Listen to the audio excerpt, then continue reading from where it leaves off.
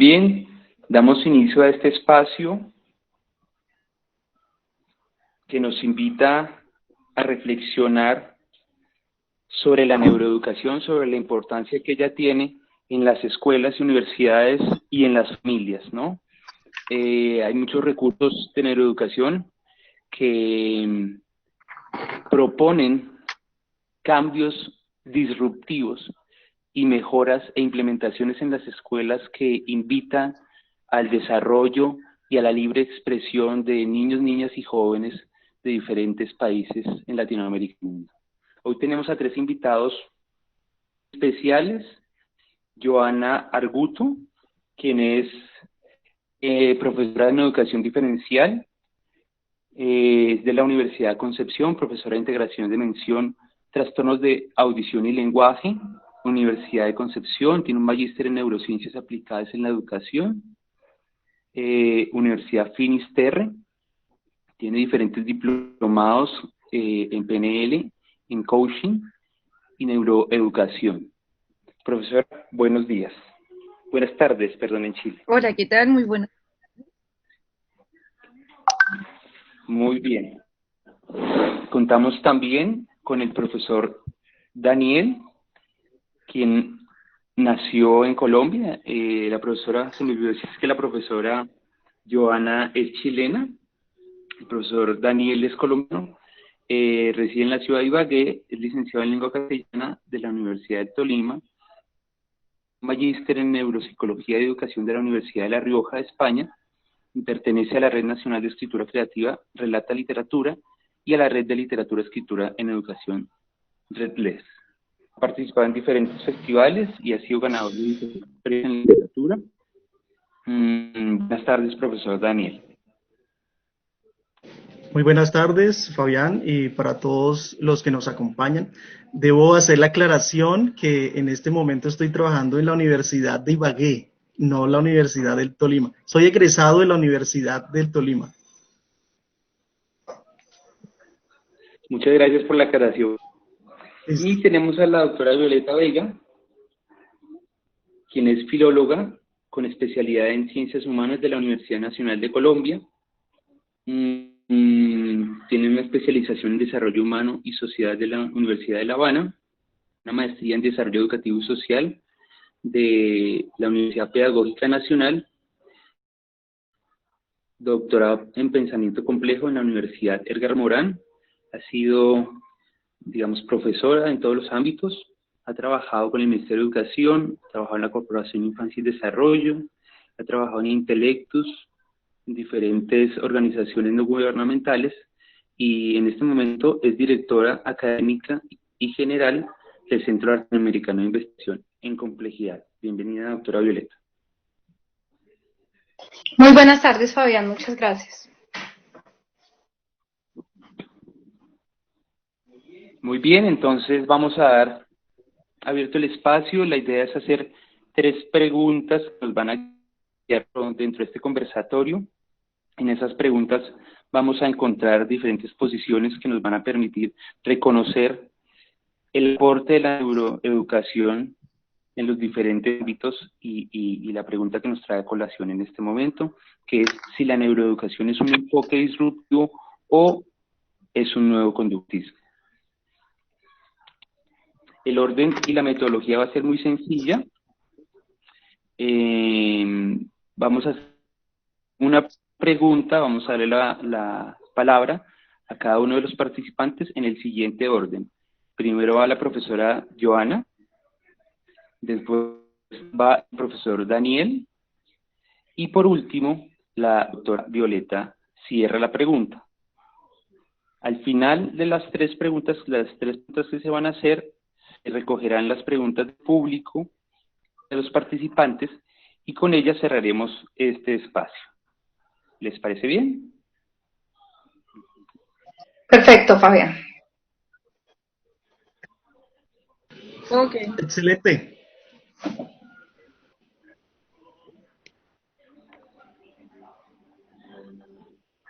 Muy bien. ¿Sí? Entonces, profesora Joana, ¿me escucha bien? Sí, por supuesto, sí, claro. En torno a la pregunta, ¿cuáles serían Perfecto. los aportes de...? ¿Ah? Hay una frase de la tradición oriental que dice, dímelo y lo olvidaré, enséñame y lo recordaré, involúcrame y lo aprenderé. En este sentido, ¿es la neurociencia vital en el desarrollo de ambientes educativos disruptivos? Sin duda que frente a esa hermosa frase que tú acabas de compartirnos, la neuroeducación tiene muchísimo que aportar, tiene muchísimo que replantear.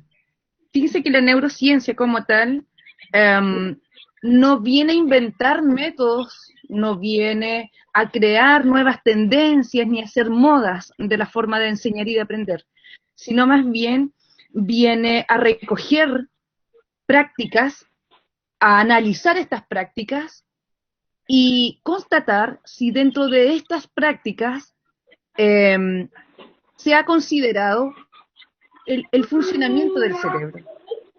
Nosotros hablamos de correlatos neuronales. Lo que buscamos es verificar si dentro de las prácticas se respeta la forma del funcionamiento, la forma de operar, la forma de funcionar de este órgano maravilloso denominado cerebro, el encéfalo. Por lo tanto, si la pregunta es si la neuroeducación es vital frente al desarrollo de ambientes disruptivos, sin duda. Estamos cambiando, habitualmente estamos cambiando. De hecho, nuestro cerebro sigue evolucionando. Nosotros como sociedad vamos cambiando, las prácticas van mejorando, van mutando. El proceso de adaptación requiere cambios.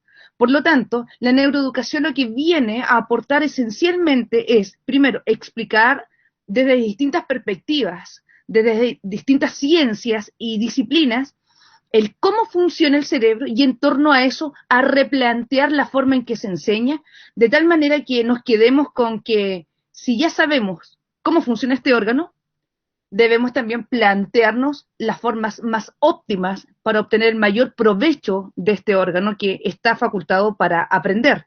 El cerebro no sabe nada, todo lo tiene que adquirir, todo lo tiene que aprender. Por lo tanto, la neuroeducación viene a aportar y es vital en el desarrollo de ambientes disruptivos, ambientes cambiantes.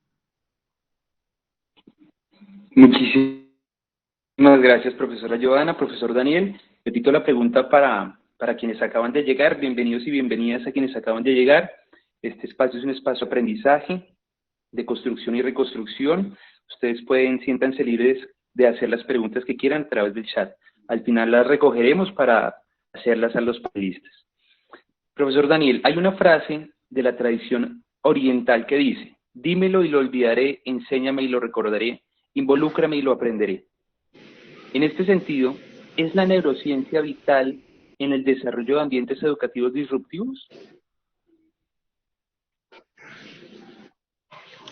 Fabián, bueno, antes de decir si la neurociencia o la neuroeducación es vital en estos ambientes que a nosotros nos competen en la actualidad, me parece necesario hacer dos acotaciones importantes.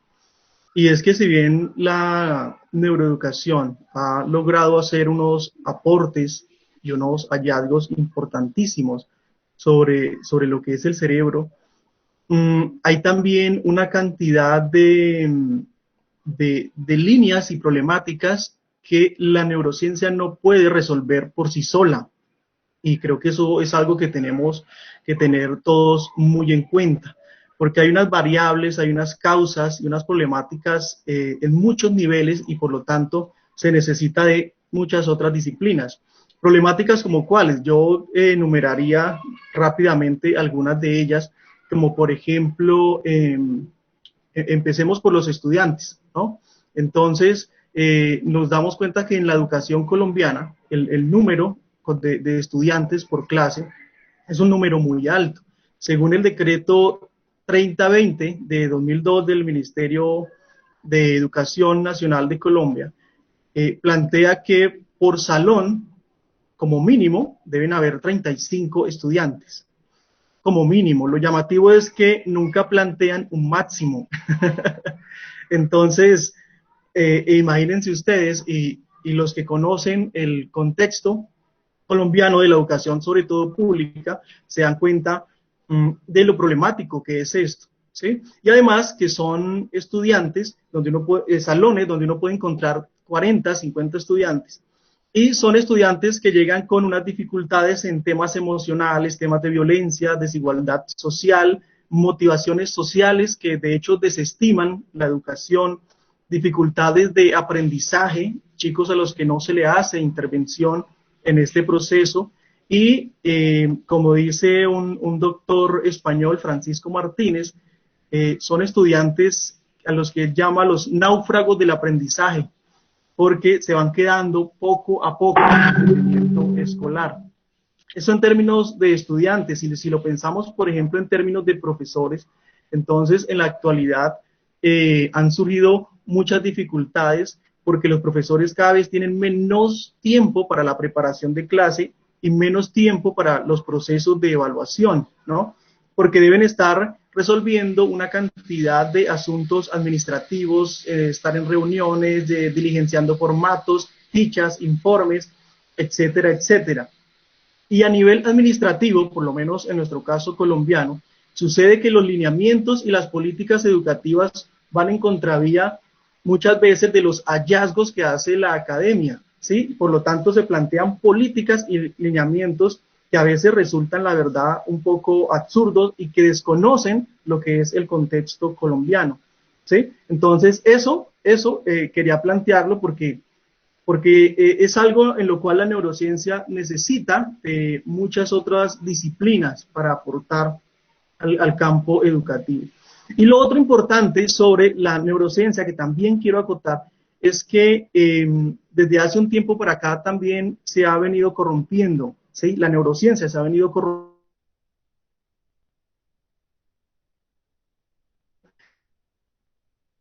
¿No? Entonces, comienzan a salir como muchos mitos también al respecto y comienza a rayar en la línea de la pseudociencia, ¿no? Y nombro, por ejemplo, casos como eso de que no usamos el 100% de nuestro cerebro, que aprendemos mejor dormidos, entonces para usted aprender inglés simplemente tiene que tomar unos audífonos, acostarse a dormir, poner a rodar el CD y solamente así usted va a aprender inglés, ¿no? O que solamente usamos un lóbulo del derecho o el izquierdo y no el otro, no lo usamos mucho, ¿no? O que si utilizo unos colores, entonces si lleno el tablero de colores o el cuaderno de colores, entonces eso inmediatamente ya me va a proporcionar un mejor aprendizaje. Entonces van surgiendo una cantidad de mitos respecto a esto que corrompen, como digo, la neurociencia, ¿sí? Ahora bien, para no quedarme en la expresión mayúscula de la queja, ¿cómo podría responder la pregunta? Yo diría que es vital, que la neurociencia es vital en cuanto nos ayude a dos cosas importantes, y es que logre conectar la academia con la administración pública para impactar en las políticas públicas que se hacen sobre la educación. Yo creo que sí, a través de las investigaciones, si a través de los investigadores, las entidades que se encargan de esto, las universidades, se lograra esa conexión entre academia y políticas públicas, yo creo que eso mejoraría muchísimo. Y además, lo otro importante también es que necesitamos que la escuela enseñe a pensar, ¿sí? La escuela se concentre en enseñar a pensar a los estudiantes. Y ahí retomo un libro que me parece a mí muy bello, un libro que se titula La Escuela Inteligente de David Perkins, ¿sí? Donde él dice que debemos plantearnos sobre todo el qué queremos, el para qué lo queremos, ¿sí? Con nuestros estudiantes. Esa es una pregunta que me parece a mí vital en el contexto educativo, Fabián. Muchísimas gracias, profesor Daniel. Bienvenido a las personas que se acaban de conectar. Profesora Violeta, hay una frase de la tradición oriental que dice: dímelo y lo olvidaré, enséñame y lo recordaré, involúcrame y lo aprenderé. En este sentido, ¿es la neuroeducación vital en el desarrollo de ambientes educativos disruptivos? Gracias, Fabián, y buenas tardes nuevamente para todas y para todos los asistentes. Quisiera agradecerles su esfuerzo y voluntad de tomar parte en este espacio. Inicialmente, en relación con la pregunta, quisiera señalar que hay unos antecedentes importantes que citar en relación con el boom de la neurociencia en el campo educativo. Es muy importante recordar que antes de que esto de la neuroeducación se volviera tendencia, durante todo el siglo XX la psicología empezó por heredar evaluaciones psicométricas, consejos de orientación vocacional y después manejos de pérdidas y conflictos emocionales hasta volverse central en el diseño y en el concepto mismo de lo curricular y de lo educativo, en la selección de contenidos y en la manera en que evaluamos las conductas. Fíjate, el mismo concepto de conductas viene de la psicología, para que todo esto resultara importante en la educación, hasta el punto de que no podemos hablar de lo educativo sin hablar de las ciencias que estudian la mente y ahora de las ciencias que estudian el cerebro.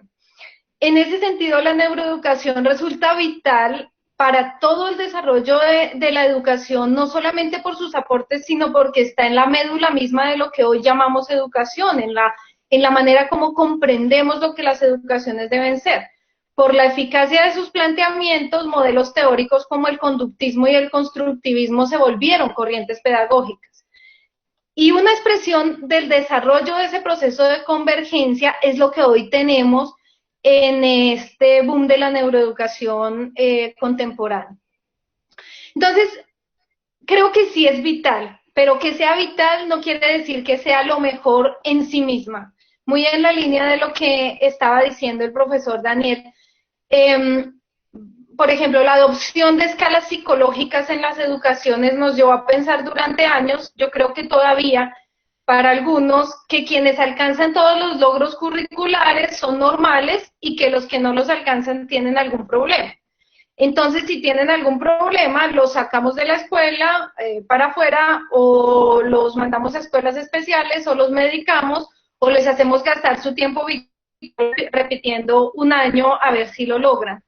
La irrupción de la psicología en tiempos pasados en la educación nos hizo pensar que las metas de los cursos educativos deberían sumar a los contenidos disciplinares e indicadores de madurez mental, de desórdenes, de retrasos en el desarrollo, de patologías, y unos años después entonces se puso de moda que teníamos que centrar los procesos de enseñanza-aprendizaje en los procesos de pensamiento. Un poco antes de esta llegada contundente de la neuroeducación, incluso nuestra Academia Colombiana de Pedagogía sigue enfrascada en esta discusión en relación con los procesos de pensamiento.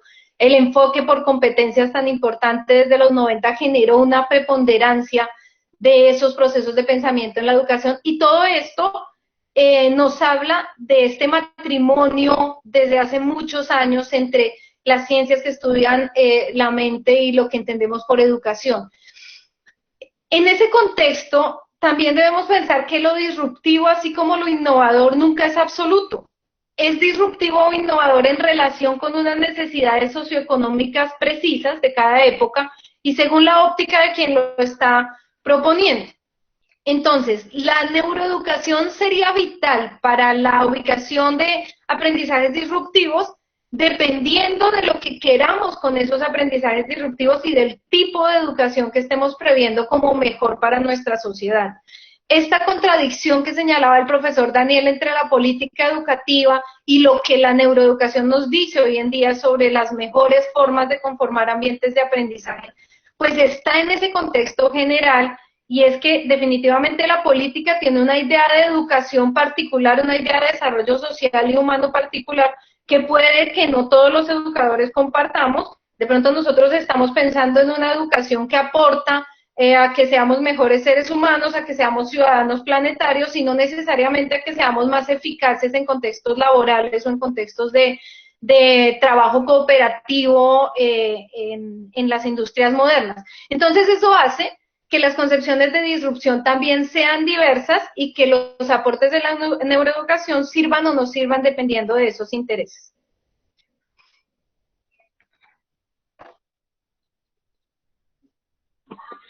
Muchísimas gracias, profesora Violeta. Bienvenidos y bienvenidas las personas que acaban de llegar. Nuestra siguiente pregunta, profesora Joana, se habla mucho en neuroeducación que el instinto de supervivencia ha sido un factor fundamental para que la humanidad amplíe sus aprendizajes y no ha dejado de ser un motivador cerebral importante a la hora de aprender cosas nuevas. Esta condición humana ha dado pie para presionar a estudiantes. Un ejemplo es la situación de perder o pasar alguna asignatura, bien lo decían ustedes tres, año escolar o semestre universitario. En este sentido, ¿cuáles serían algunos aportes de neuroeducación que permitirían no repetir prácticas de condicionamiento negativo en procesos de enseñanza-aprendizaje?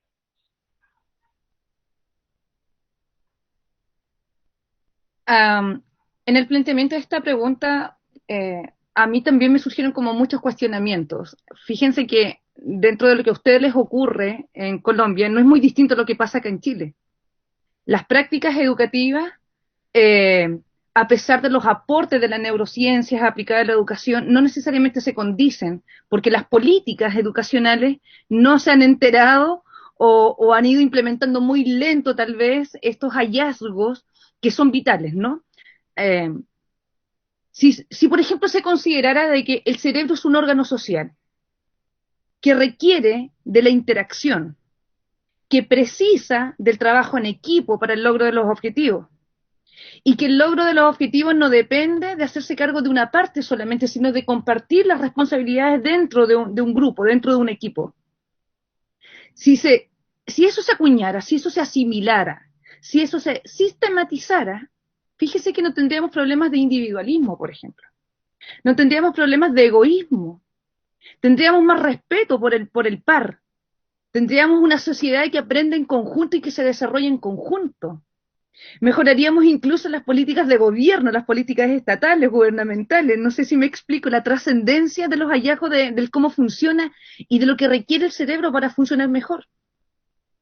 Entonces, frente a este planteamiento, si hay algún aporte que permite, en el fondo, modificar las prácticas y evitar, por ejemplo, que los estudiantes sucumban frente a la presión, sin duda que saber cómo funciona el cerebro permitiría que no solamente aprendiéramos de manera mucho más eficiente. Yo lo planteaba antes, yo decía, mejoraríamos las formas de enseñar, las formas de aprender, optimizaríamos el funcionamiento de este órgano. Fíjense que uno de los grandes hallazgos que necesito compartirles es que se ha descubierto que el cerebro adolescente, por ejemplo, tiene muchos cambios. La plasticidad neuronal de este órgano en esta etapa de la vida es trascendental a la hora de aprender. Es tremendamente plástico, es tremendamente vulnerable, maleable, modificable, eficiente, aprende con una rapidez impresionante. Pasa por un proceso de recableado, un recableado neuronal, donde se desecha un montón de información que se engramó, que generó redes neuronales en algún momento, pero que al no ser repetitivo el estímulo, esa red está ocupando un espacio que hay que liberar. Se optimizan los recursos neuronales en torno al aprendizaje. Entonces, si el sistema educacional supiera, por ejemplo, que el adolescente aprende con mucha rapidez y al mismo tiempo se priorizaran contenidos y al mismo tiempo si se considerara que el cerebro aprende por curiosidad, que requiere impactar, que lo que busca es descubrir continuamente, considerando estos dos aspectos. El cerebro, nuestra corteza, va siempre en búsqueda de la novedad. Requerimos despertar la curiosidad, generar asombro, generar esta cara de ¡oh! Eso era, esto era y nunca no me lo imaginé, ahora ya lo sé. Si nosotros despertáramos y generáramos permanentemente esta sensación, este placer por descubrir, por innovar, por investigar, por curiosear, les aseguro que el estudiante no sucumbiría frente a la presión de aprobar una asignatura, sino que lo haría por placer. Se motivaría, porque finalmente la motivación es un proceso personal, un proceso intrínseco. Depende de química neuronal. Y cuando yo les digo de que el asombro es un elemento que favorece esta química de asombro, esta química de placer, eso es incorporar hallazgos que finalmente facilitan los procesos y que en el fondo descartan aquellos que no necesariamente son beneficiosos. Otro aporte de la neuroeducación respecto al cómo favorecer en los procesos de enseñanza y evitar repetir prácticas poco favorecedoras es, por ejemplo, la importancia o la necesidad que tiene nuestro cerebro de ser protagonista. Uno de los grandes problemas en la educación chilena son las clases expositivas. Estas clases donde el profesor se para delante del grupo de estudiantes y que, digámoslo, la educación pública en Chile tiene un grupo en sala de aproximadamente entre 40 y 46 individuos. Son 45 o 46 cerebritos que están requiriendo que un profesor esté despertando su curiosidad habitual permanentemente y consistentemente. Ya verán ustedes lo agotador que es, ¿no? Lo agobiante que resulta ser, lo desafiante que resulta ser. Entonces, la neuroeducación viene y le dice al docente, ¿sabe qué? El estudiante requiere protagonismo. Usted actúe, usted, por favor, en la sala sea un facilitador, un mediador. Tomamos, por ejemplo, lo que decía Vygotsky por aquí, en su teoría de zona de desarrollo próximo, ¿no? Donde necesitamos del otro para aprender y necesitamos de un cerebro maduro como facilitador, como este ser que entrega andamiaje. Entonces, de nuevo, si tomamos ese aporte de la neurociencia, el cerebro es social, requiere de la zona de desarrollo próximo, requiere de un par, y requiere de un cerebro maduro que le ofrezca andamiaje, que facilite los procesos, el docente, primero, no debería por qué mantener la clase como si él fuera el único y el exclusivo protagonista. Él podría otorgar, ceder este espacio, este noble espacio del conocimiento, al estudiante a través de la investigación, a través de la indagación, a través de la exploración. Y ahí compartiríamos la importancia de generar ambientes emocionantes, ambientes atractivos, ambientes que en el fondo inviten a aprender y que no necesariamente produzcan este efecto contrario, ¿no? De me quiero escapar de esta clase porque el profesor habla 90 minutos y no me deja respirar, no me deja pensar. O la típica reacción de un adolescente, ¿no? ¿Cuánto falta? ¿En qué momento se cae este señor? Miren, en términos prácticos, la neuroeducación, yo les decía, no viene a inventar la rueda, porque la rueda ya está inventada. Sin embargo, viene a tomar estas invenciones y le viene a decir al docente, oiga, mejoremos las prácticas, optimicemos los recursos, gestionemos, por ejemplo, el tiempo, gestionemos la energía. Usted no debe ser el único que cree que lo sabe todo y que lo tiene que entregar todo dentro del aula, porque debe otorgar protagonismo a sus aprendices para que ellos demuestren cuánto han aprendido y para que ellos mismos, por ejemplo, se automonitoreen, chequeen cuánto han avanzado. Eso es generar autonomía, por ejemplo. Eso es formar en autonomía. Y no es dejarles hacer lo que quieran, sino más bien permitirles que gestionen estos recursos importantísimos, porque dentro del aula le van a permitir adquirir conocimientos, ¿no? Pero fuera del aula, y cuando ya sean adultos, les va a permitir desenvolverse en una sociedad tremendamente exigente, tremendamente voraginosa, que hay que estar como muy atentos, ¿no? Para poder avanzar y no quedarse atrás. Cuando nos enfocamos principalmente en lo que hay que erradicar dentro del aula, el principal ejercicio y mi principal sugerencia dentro de mis clases, de mis charlas, es decirle al profesor, usted, es cierto, fue a la universidad, se formó en una disciplina, pero no es el absoluto conocedor del contenido, no es el único que tiene conocimiento dentro del aula. Fíjense que uno de los grandes aportes de la neurociencia es que se ha demostrado que no llegamos como tabula rasa, que no llegamos en cero, que incluso en el momento de nacer traemos información engramada, ya traemos información que ha generado redes neuronales. Permita, facilite, otorgue la posibilidad, la oportunidad de que su aprendiz ponga a su servicio lo que ya trae, el conocimiento que ya trae. Aprendemos por experiencia, todo es experiencia. Y le aseguro que inclusive en ambientes tremendamente vulnerados hay experiencias que nos generan aprendizajes. Si el docente considera que el cerebro aprende por descubrimiento, si el docente considera que es necesaria la interacción, el trabajo en equipo, si el docente considera de que el cerebro viene con información al aula, les aseguro que estos que van a aprender perderían el miedo a aprender y gozarían, vivirían en constante placer por adquirir nuevos conocimientos. Pero claro, ¿qué nos falta? ¿Qué necesitamos? Que el cerebro maduro que está dentro de esa aula, por favor, se haga cargo de lo importante que es saber cómo funciona el cerebro. A veces las prácticas, las políticas educacionales no nos aportan. Aquí en Chile hay mucho agobio, mucho papel, mucho formulario, mucho trabajo administrativo. Que hay que responder formularios, que hay que llenar documentos, que hay que mandar información, que las plataformas, que muchísima exigencia al docente. Entonces ahí vengo yo y le digo a mis profesores, ok, ¿qué necesita usted? Hoy necesito relajarme, me dicen los profesores. Necesito tiempo para poder respirar profundo. Entonces le digo, ok, tus estudiantes también quieren ese tiempo para respirar profundo. Incorpóralo en tu práctica. Entra a tu aula y conéctate emocionalmente con tus estudiantes. Cuando se conecten emocionalmente, anda con el contenido. Porque el profesor también necesita saberse tranquilo y saberse seguro de su proceso de enseñanza, pero por supuesto de su estado emocional.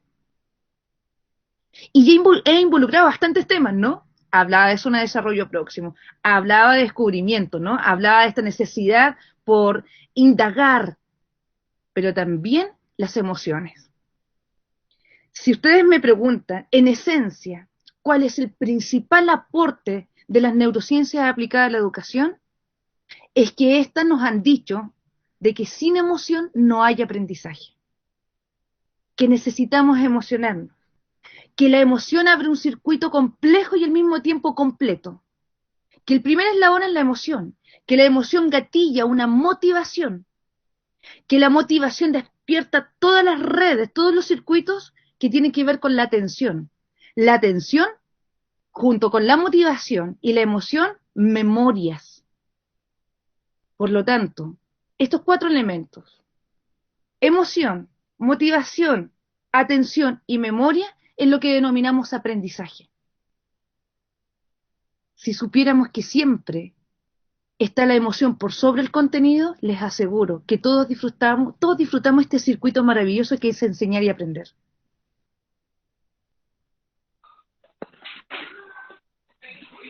Muchísimas gracias, profesora Giovanna. Damos paso al profesor Daniel. Repito la pregunta para quienes acaban de llegar. ¿Cuáles serían los aportes de la neuroeducación que permitirían no repetir prácticas de condicionamiento negativo en procesos de enseñanza-aprendizaje? Fabián, tú nombras una palabra clave que es, de hecho, 2 palabras claves, como condicionamiento negativo, ¿sí? Y es que en la actualidad parece que solo se estudiara por una nota y un diploma, ¿sí? Parece ser que no importara nada más. Acá en Colombia, un ejemplo muy claro en estos tiempos de contingencia por COVID-19 es el caso de un profesor que está con su grupo de estudiantes. El profesor no conoce muy bien las herramientas virtuales y resulta que un estudiante le dice, profe, no se oye bien, por favor oprima Alt más F4, y resulta que cuando el profesor hace eso, pues obviamente se sale de la plataforma, ¿sí? Y los estudiantes se ríen y celebran la chanza del compañero. Esto salió por los medios de comunicación y algo que me llamó mucho la atención es una oración que dijo el profesor, y es que la educación es el servicio más extraño. La gente paga y no la quiere recibir. A mí me parece muy llamativa esa oración porque nos damos cuenta con esto que ese condicionamiento negativo no solamente proviene de la escuela, sino que ese condicionamiento negativo también proviene del ambiente, ¿no? Y en eso creo que hay que resaltar lo que pensaba el conductismo, ¿no? El ambiente a nosotros nos puede cambiar el ambiente nos puede generar unos objetivos distintos, ¿sí? Eso me parece clave. Y en el caso colombiano, vuelvo y repito, en el caso colombiano se desestima la educación. ¿Por qué? Porque sabemos que se puede conseguir el éxito de otra manera, ¿no? Con prácticas que a veces no son muy éticas, con narcotráfico. Se puede conseguir el éxito a través del amiguismo, las recomendaciones, los favores políticos, se puede llegar a ocupar un buen puesto. Entonces los estudiantes se preguntan, bueno, entonces yo, ¿para qué estudio? Sí, eso es lo que pasa en Colombia, ¿no? Es una realidad. Ahora bien, ante todo eso que he dicho, la pregunta entonces es, bueno, y ante todo eso, ante todos esos condicionamientos negativos que no solamente provienen de la escuela, sino también del contexto social, ¿qué podría brindar la neuroeducación? ¿Qué se podría decir al respecto? Hay unas investigaciones que se han hecho muy interesantes. Quiero resaltar un libro que se titula El libro del olvido. Las autoras son dos autoras noruegas, discúlpeme si no pronuncio el nombre correctamente, se llama Hilde Otsby e Ylva Otsby, ¿no? El libro de la memoria, perdón. El libro de la memoria es el título del libro. El libro es muy interesante porque allí las autoras retoman investigaciones que se han hecho desde muy atrás sobre la memoria. Y hay unos datos y unas investigaciones de las cuales quiero tomar algunos puntos y explicarlos un poquito, ¿sí?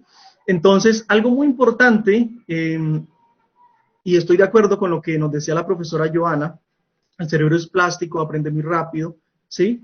Y algo que podría agregar, que agregan las autoras, es que solo se aprende y se recuerda a largo plazo lo que tiene que ver con mi propia vida.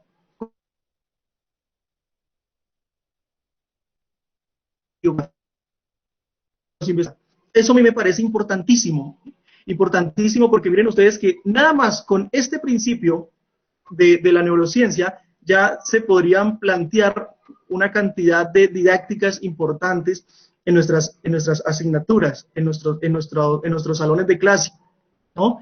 Y lo repito, solo se aprende y se recuerda a largo plazo lo que tenga que ver con mi propia vida, con mi autobiografía, mi guión de vida. Es decir, si un profesor le está explicando a los estudiantes la Revolución Francesa, el estudiante lo primero que se pregunta es, ¿y eso qué tiene que ver conmigo? ¿Sí? Eso a mí no me toca, no me afecta, no tiene nada que ver conmigo, entonces eso puede ser algo que fácilmente se puede olvidar.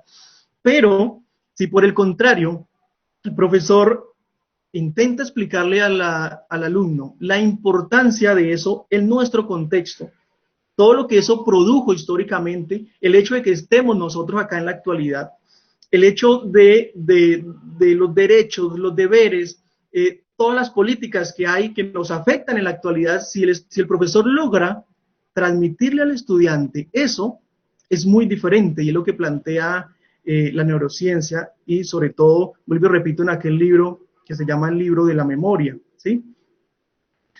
Otra cosa importante es que los conocimientos, las habilidades y los procesos que se enseñen tengan aplicación en ese contexto y en las etapas de desarrollo en las que se encuentran los estudiantes. Me explico. A veces se enseñan cosas y se le dice al estudiante, eso todavía no le va a servir a usted. Tenemos que verlo porque está en el currículo, pero esto en este país no funciona. En este barrio no le va a servir, ¿sí? Entonces, eso es algo que el estudiante rápidamente va a olvidar, ¿sí? Porque no es algo que él esté usando continuamente en su contexto. Entonces, eso se borra, ¿no? Y una vez se desenlazan las neuronas a corto tiempo, ¿sí? Y lo mismo cuando me refiero a las etapas, ¿no? Cuando, por ejemplo, al estudiante se le dice, es que esto que le estoy enseñando le va a servir para después, ¿no? Para después, dentro de 10 años, 5 años, después cuando usted esté trabajando, esto le va a servir. Eso tampoco funciona según las nuevas investigaciones. La idea es que le sirva en ese momento. Si después se necesita un nivel más avanzado, pues, hombre, eso tendría que verlo en ese otro nivel más avanzado, ¿sí? Otro principio importantísimo siendo pues muy prácticos, pensando en lo que son las asignaturas, en lo que son los salones de clase. El cerebro aprende por repetición, ¿sí? Ese es un principio neuropsicológico. Pero entonces, cuando decimos que aprende por repetición, no quiere decir que sea siempre lo mismo, ¿sí? Sino que sea lo mismo, pero en diferentes niveles, ¿sí? Entonces, primero, partir del conocimiento y el reconocimiento de un tema, de un proceso o una habilidad, ¿sí? Entonces, podemos, ya que hablaba ahorita de la Revolución Francesa, entonces, podemos plantearle al estudiante, mire, esto es, para que él lo conozca, ¿sí? Pero después podemos plantearle un ejercicio en el cual él analice y está otra vez trabajando sobre el mismo tema y el mismo proceso de la Revolución Francesa. Pero después puedo solicitarle sobre ese mismo proceso que sintetice. Y miren ustedes que ya es otro nivel, aunque estemos repitiendo el mismo proceso. Pero además puedo luego solicitarle que compare. Entonces, esto pasó en esta revolución, ¿qué otras revoluciones vamos a trabajar? ¿No? Entonces comenzamos a hacer ejercicios de comparación, ¿no? Y ya estamos en otro nivel. Y luego podemos ponerlo a hacer, a producir, ¿no? Un texto, o si es algo mucho más práctico, pues ponerlo a producir eso que se esté trabajando. Pero miren ustedes que ahí se está trabajando con repetición, pero en diferentes niveles. Entonces, eso me parece que es importantísimo, sobre todo cuando uno como docente va a plantear un currículo o plantear una guía para realizar con los estudiantes, ¿sí? Otra cosa llamativa, otro principio importantísimo de la neurociencia, y es que a mí me maravilla muchísimo, porque imagínense ustedes que una parte de la memoria, existe una memoria episódica y una memoria semántica. La memoria semántica tiene que ver con aquello que nosotros aprendemos a hacer, ¿sí? Que usted aprenda a cocinar, que usted aprenda a montar en bicicleta, a manejar un auto. Eso que nosotros hacemos se guarda en la memoria que se considera semántica. Pero entonces lo importante de esta memoria semántica es que las cosas que se guardan en la memoria semántica no se olviden. Y lo han hecho Brenda Milner, lo retomó en unas investigaciones por allá desde 1920 con un sujeto que a partir de una cirugía perdió la memoria y solamente recordaba, solamente podía tener memoria de los 30 minutos antes, ¿no? Entonces cada 30 minutos perdía la memoria, ¿no? De hecho sacaron hasta una película sobre ese tema, ¿sí? Pero resulta que él, aunque no recordaba sus episodios, su guión de vida, resulta que sí podía hacer cosas que antes había hecho, ¿sí? Y eso Brenda Milner lo explica de una manera maravillosa. ¿A qué vamos con esto? Y es la importancia de aprender con el cuerpo.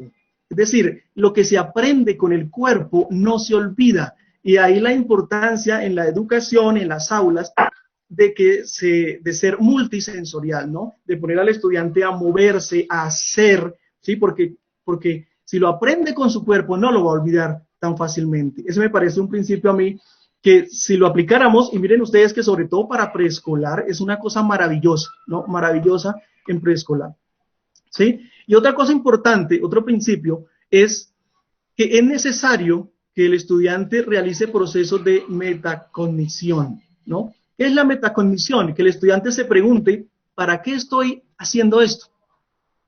¿Por qué esto es importante para mí? ¿Para qué lo hago? Porque eso le va a recordar por qué es importante para su vida, para su guión de vida. Recordemos, si algo no es importante para el sujeto en su guión de vida, se olvida, ¿no? Entonces, ese proceso de metacognición es importantísimo y creo yo que es un aporte importante de la neurociencia. Muchas gracias, profesor Daniel. Bienvenidos y bienvenidos. Se acaban de integrar al webinar. Vamos a hacer la pregunta, doctora Violeta. ¿Cuáles serían algunos aportes de la neuroeducación que permitirían no repetir prácticas de condicionamiento negativo en procesos de enseñanza-aprendizaje? Bueno, yo tengo una visión algo polémica en relación con la pregunta y con lo que han planteado mis dos colegas frente a este tema. Yo considero que la neurociencia es un arma de doble filo y eso hay que reconocerlo de manera clara. Así como nos ha ayudado a reconocer estas virtudes que ya se han mencionado y muchas otras, como por ejemplo la importancia del reconocimiento personalizado, del seguimiento personalizado, la empatía de los agentes educativos, la importancia de la apertura, del relajamiento de los espacios de aprendizaje, la transversalización del aprendizaje emocional, por ejemplo, que han sido elementos muy importantes que han aportado las neurociencias y particularmente en ellas la neuroeducación para el campo que nos ocupa.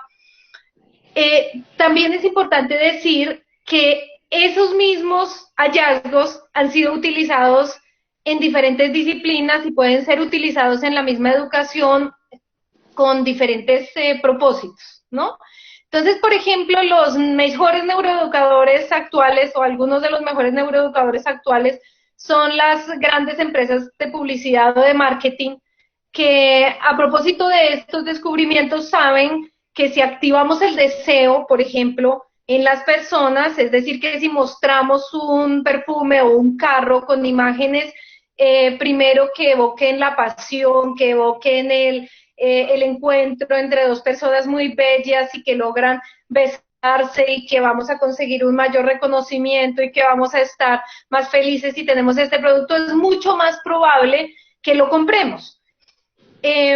También se usan todos estos hallazgos para modificar algunas formas digamos, de relacionamiento, de superposición de las redes neuronales, de modo que queramos hacer unas cosas frente a otras, y resulta que esas cosas que queremos hacer, por ejemplo, pensemos en las campañas absolutamente emocionales recientes en la política, o absolutamente emocionales recientes en lo que tiene que ver con el consumo de algunas comidas y bebidas que sabemos que son absolutamente nefastas y malas para la vida humana, se hacen de esa manera, es decir, también transversalizando el aprendizaje emocional y llevando a que tengamos picos de motivación antes de estos aprendizajes. A mí me preocupa mucho que los educadores nos volvamos neuroeducadores. Y pienso que ese es el límite que no se debe tocar. La educación tiene un campo relacional, complejo, transdisciplinar, en el que no solamente interviene la lectura de los fenómenos del sistema nervioso, en el que también debe intervenir la lectura de sistemas políticos, de sistemas de relacionamiento social, de sistemas de relacionamiento económico, factores como los que mencionaba el profesor Daniel antes, en relación con que ponemos 45, 50 estudiantes en un aula, pues controvierten primero estos principios de la educación, de la neuroeducación, pero además en sí mismos controvierten la idea misma de educación, van en contra de ella. Entonces, como educadores, nuestro campo no puede reducirse simplemente a encontrar estos hallazgos de cuáles son las mejores maneras que hemos encontrado para que los aprendizajes se fijen y sean a largo plazo, sino que también tenemos que ser sujetos culturales, intelectuales y sociales capaces de poner estos hallazgos en contexto y de ver también cómo críticamente podemos enseñar a los estudiantes a no dejarse manipular tan fácilmente para aprender lo que otros quieren enseñar. Yo creo que el aprendizaje fundamental que los educadores hemos tenido en relación con toda la irrupción de las neurociencias en este campo, y antes de la psicología, como lo decía, es la importancia de tomar decisiones con base en evidencia científica interdisciplinar. Eso es innegable. Pero ¿cuáles de esos hallazgos seleccionamos y cómo los implementamos? Eso debe pasar por el filtro crítico de nuestro saber, de nuestro dominio, que no es igual al de la psicología y no es igual al de las neurociencias. Nuestro dominio también es saber cuáles son las pautas de desarrollo social y humano más deseables que haría que seleccionáramos unas u otras maneras de educar, unas u otras secuencias didácticas, unas u otras maneras de gestionar el aula y los procesos de aprendizaje. En ese sentido, yo creo que la neuroeducación en sí misma no nos enseña a superar esto de implementar el miedo. Al contrario, algunos de los descubrimientos experimentales también han sido ratificar cosas que el conductismo ya decía, y es que a través de reforzar y a través de la insistencia, como lo decía Daniel antes, se adquieren conocimientos a largo plazo. Sin embargo, ¿cómo los educadores tomamos eso positivo y eso negativo, que ha sido hallazgo de las neurociencias, para crear nuestra profesión, para generar aportes prácticos que tengan relación con nuestro contexto, con las situaciones que estamos viviendo? Ese es el problema que los educadores debemos resolver desde nuestro saber. Entonces, es desde allí, ¿no? La neuroeducación en sí misma no nos ayuda a superar estos condicionamientos negativos, al contrario nos dice, esos condicionamientos negativos funcionan tanto como otros positivos, como estos de los que hemos hablado que implicarían transformaciones además enormes en la educación, que yo creo que la moda de la neuroeducación no deja que los sistemas políticos y los rectores y los tomadores de decisión en las organizaciones gubernamentales vean lo que esto en realidad implicaría. Si uno organiza un aula de clase o una institución educativa en función de lo que se ha descubierto en estas ciencias, tendría que funcionar de manera completamente distinta. Primero tendríamos que alterar los horarios, tendríamos que alterar las aulas de clase como las estamos concibiendo, lo que ya han dicho, la cantidad de estudiantes en el aula, tendríamos que alterar también las maneras como organizamos y seleccionamos los contenidos, y tendríamos que ver cuál es la relación más clara entre la vida y las disciplinas que queremos transmitir en el aula. A mí me preocupa mucho que los descubrimientos de la neuroeducación se usen para motivar y después meter el contenido, porque yo creo que las implicaciones de esto van más allá. Yo creo que también las implicaciones son que no podemos seguir enseñando la célula por la célula, el texto argumentativo por el texto argumentativo, la ecuación diferencial por la ecuación diferencial, sino que tenemos que hacer un engranaje muy importante entre la vida real y los contenidos disciplinares. Entonces, por ejemplo, ¿cuáles son las mayores preocupaciones de hoy día de los estudiantes? Una preocupación importante de ellos ahora es la corrupción en el país. Los estudiantes tendrían que estar planteando sus soluciones frente a eso, pero en un currículo yo he visto que en alguna materia el contenido sea la corrupción, porque parece que son cosas de las que no se habla en la escuela, ¿no? Entonces, fíjate que si uno fuera juicioso con esto de la neuroeducación, también tendría que implicar de manera más seria la experiencia vital de los individuos y cómo esa experiencia vital se relaciona con lo que los científicos y las disciplinas y las teorías consideramos que debe ser importante enseñar, y también cómo empezamos a reconceptualizar eso. Muchas gracias, profesora Violeta. Vamos a continuar. Bienvenidos y bienvenidas a quienes acaban de llegar. Bueno, después de estas reflexiones, centrémonos un poco más en la pregunta que nos convoca, y ¿es la neurociencia un enfoque disruptivo de aprendizaje o es un nuevo conductivo? Profesora Joana.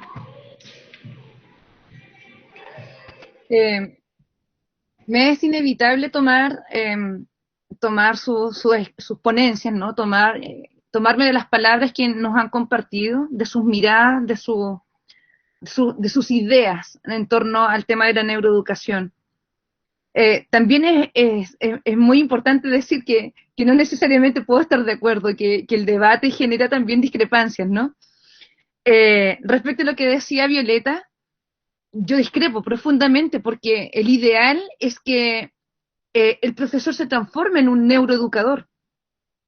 Fíjense que Leslie Hart decía que el que pretende enseñar sin saber cómo funciona un cerebro es como el equivalente al que pretende diseñar un guante sin nunca antes haber visto una mano. Entonces, no es que el profesor se haga experto en anatomía, por ejemplo. No es que el profesor se tiene que hacer experto en neurofisiología. sino más bien entender que hay procesos que son súper importantes para generar conocimiento, para generar aprendizaje. Por ejemplo, que el profesor entienda que deben haber momentos de corte, de quiebre dentro del aula, porque la atención no se mantiene ni se sostiene por 90 minutos, que eso es utópico. O sea, por ejemplo, nosotros llevamos en este webinar no sé ya cuánto tiempo. El punto es que pretender de que todos estemos igual de atentos como estábamos al comienzo, no necesariamente lo vamos a lograr. Entonces, ¿qué quiero decirles con esto? Que se pueden optimizar los procesos, se pueden optimizar si el profesor tiene en cuenta esta información. No es que se haga experto en psicología, no es que se haga experto en neuroanatomía, en neurofisiología, sino que conozca cosas y se aproxime a lo que realmente le sirve y le va a ser tremendamente útil. Por otro lado, ocurre que la neurociencia aplicada a la educación toma elementos de distintas áreas, de distintas disciplinas y de distintas ciencias, y la neuroeducación como tal toma la neurociencia y toma la psicología y la pedagogía, y se transforma en una disciplina. Como disciplina, su enfoque principal tiene que ver con optimizar los procesos de enseñanza y aprendizaje. Por lo tanto, cuando ustedes hacen la mención si la neuroeducación es un enfoque disruptivo o es un nuevo conductismo, yo no puedo hablar de la neurociencia como el equivalente a un conductismo, porque muy por el contrario, la neuroeducación lo que viene a proponer es que ya la exploración, por ejemplo, sea el elemento basal para implicar al estudiante en el proceso de aprendizaje. Implicancia. No puedo decir de que la neurociencia o la neuroeducación se transforma o es parte del conductismo cuando yo digo, oiga, debe ceder el protagonismo al aprendiz. Tampoco puedo decir que es el equivalente al conductismo la neuroeducación cuando yo digo de que hay que emocionarse, porque yo no puedo obligar a nadie a emocionarse. Por lo demás, la neuroeducación es tremendamente noble, porque su foco no está en generar conocimiento, no está solamente en hacer que la persona aprenda, que adquiera información, sino muy por el contrario, apunta al desarrollo integral del individuo, transversal. Aquí en Chile, a propósito de la pandemia, se ha reconsiderado el valor, la importancia del desarrollo de la educación socioemocional.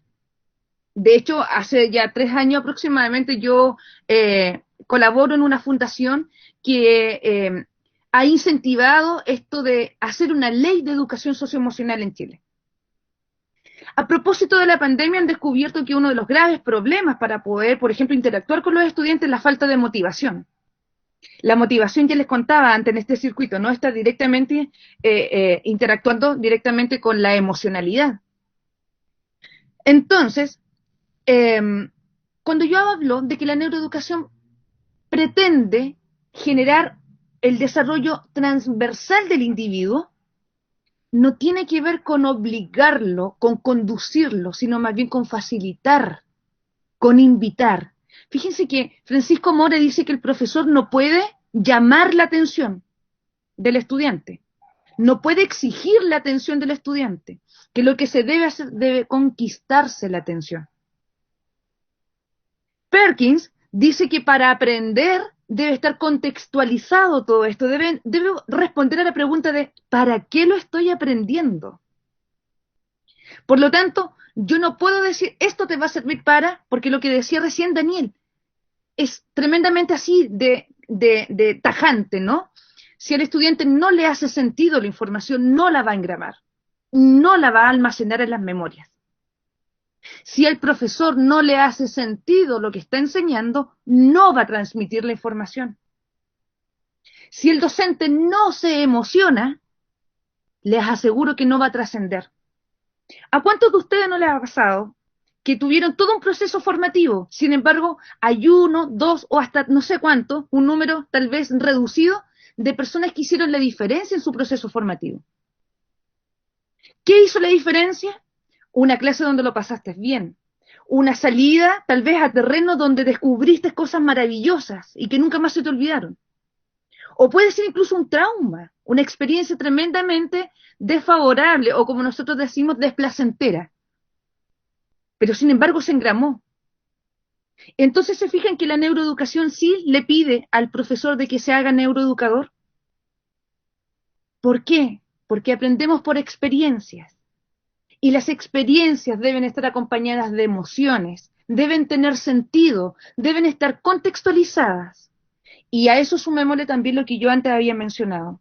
Por lo tanto, la neuroeducación sí es un enfoque disruptivo. Pero yo también entiendo que como funciona nuestro cerebro, la primera respuesta frente a la invitación al cambio es la resistencia, porque es un mecanismo de supervivencia. ¿Se imagina si nosotros aceptáramos todas las invitaciones al cambio que nos ofrece la vida? Si estuviéramos dispuestos a cambiar habitualmente y constantemente, lo más probable es que, por ejemplo, no evaluaríamos riesgos. Y lo más probable es que sin haber evaluado riesgos y habernos aventurado, sin haber previsto, sin haber tal vez anticipado, nos hiciera sucumbir como especie.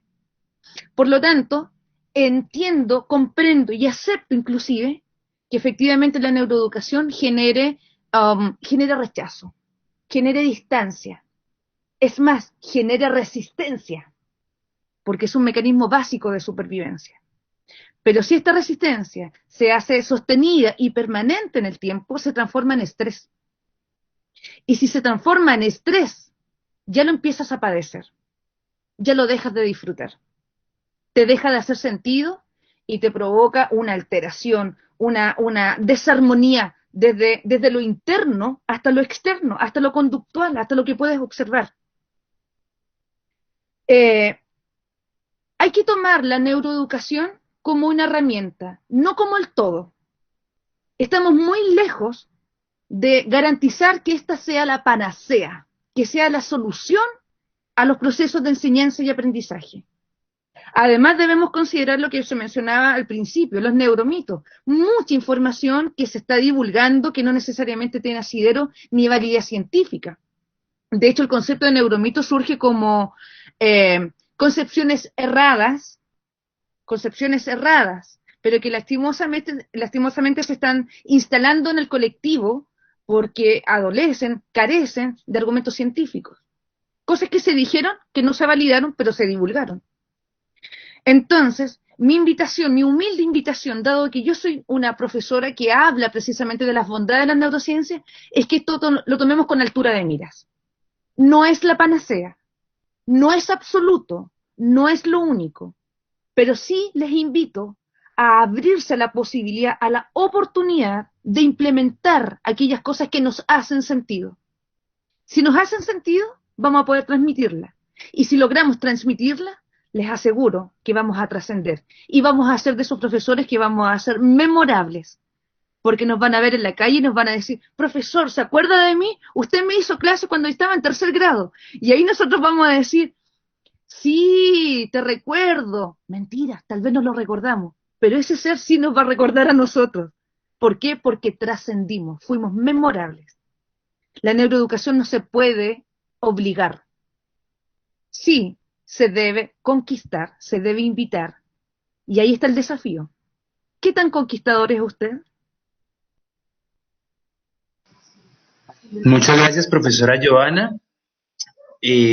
Profesor Daniel, bueno, muy chévere las reflexiones de la profesora Joana. Vamos a continuar entonces. La pregunta es si la neurociencia es un enfoque disruptivo de aprendizaje o es un nuevo conductismo.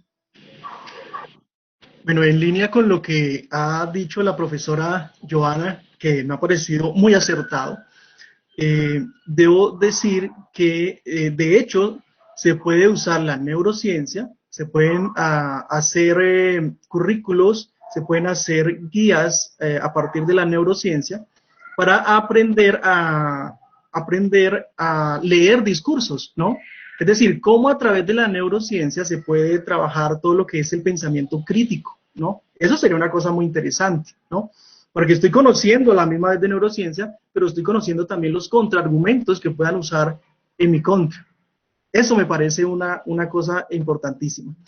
Y en relación con la pregunta específica, yo escribí algunas ideas pensando en no dejar en mitad de la discusión algunas de ellas, y quiero empezar diciendo lo primero, y es que el mismo término disrupción me provoca a mí un poco de ruido, porque es que es un término que no proviene exactamente de la ciencia ni de la investigación, es un término que proviene más de la tecnología, un término que proviene más de las ciencias económicas, ¿sí?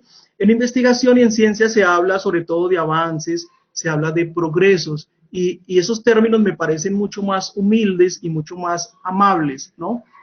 Porque no lo muestra, como decía la profe Joana, como la panacea, ¿no? Sino que hay que ser humilde con el conocimiento, teniendo en cuenta algo que planteaba Humberto Eco, y es que en la actualidad, decía Humberto Eco, la tecnología es una clase de magia, ¿no? Porque nosotros manejamos los aparatos, no sabemos cómo funcionan, pero los manejamos, ¿sí? Es magia. Resulta que el pensamiento científico y la ciencia no funcionan de esa manera, ¿no? Son lentas, muy lentas, y lo peor de todo, a veces se contradicen, y resulta que lo que hoy es verdad, mañana no lo es, ¿sí? Entonces, en esa línea, debo decir lo siguiente, y leo algunos apartados que escribí pensando en no dejar algunas ideas por fuera. Es cierto que la neurociencia le debe su existencia al conductismo, así también como se lo debe el psicoanálisis, la psicología experimental y todas las teorías e investigaciones sobre el desarrollo de la inteligencia, por ejemplo. Dice, ahora, a través de la investigación, se ha encontrado que el conductismo no tuvo en cuenta algunos aspectos importantes en el desarrollo del ser humano. Pero eso no está mal. Hay que entender el contexto en que nació el conductismo. El profesor Edgar Salgado de la Universidad de Costa Rica explica que el conductismo surgió en medio de una psicología dominada por el mentalismo y la especulación, y respondió a la necesidad de consolidar una ciencia objetiva. Ese contexto me parece que es necesario tenerlo muy en cuenta. Además, el conductismo se basa en una pregunta muy antigua que aún hoy nos desconcierta, el porqué del actuar humano, por qué hacemos lo que hacemos, que como decía Skinner, es más una pregunta filosófica. Y que aunque se devele la caja negra de nuestro cerebro, lo cierto es que nuestra conducta y las contingencias que nuestras conductas construyan serán la que hará posible nuestra sobrevivencia o extinción en la Tierra, hablando en el panorama ambiental y bélico en el que se mueve nuestra sociedad. Entonces, eso me parece a mí interesante, ¿no? Es nuestra conducta como seres humanos lo que va a determinar en últimas nuestra existencia, ¿sí? ¿Cambiamos o no cambiamos? Y pongo como panorama todo aquello que tiene que ver con el ambientalismo y con todo el belicismo que vivimos en la actualidad. Lo que quiero decir es que no podemos simplemente desechar el enfoque conductista. En Colombia las corrientes pedagógicas no se han asimilado concretamente. No hemos tenido tiempo para asimilarlas, ponerlas en práctica, evaluarlas y retroalimentarlas. Aquí en Colombia se pasó del modelo tradicional al conductista. Luego, rápidamente a la escuela nueva, el constructivismo, el modelo cognitivo, las competencias, ahora las capabilities, la neuroeducación. Y fíjense nada más que no hemos abordado con seriedad las inteligencias múltiples, y ya hay unos científicos que le están dando palo terrible a esta teoría y están proponiendo otras cosas. Es posible que dentro de poco estemos hablando de esas otras teorías sin ni siquiera haber aplicado con juicio las inteligencias múltiples. La postura de Albert Bandura me parece muy importante y un modelo a seguir.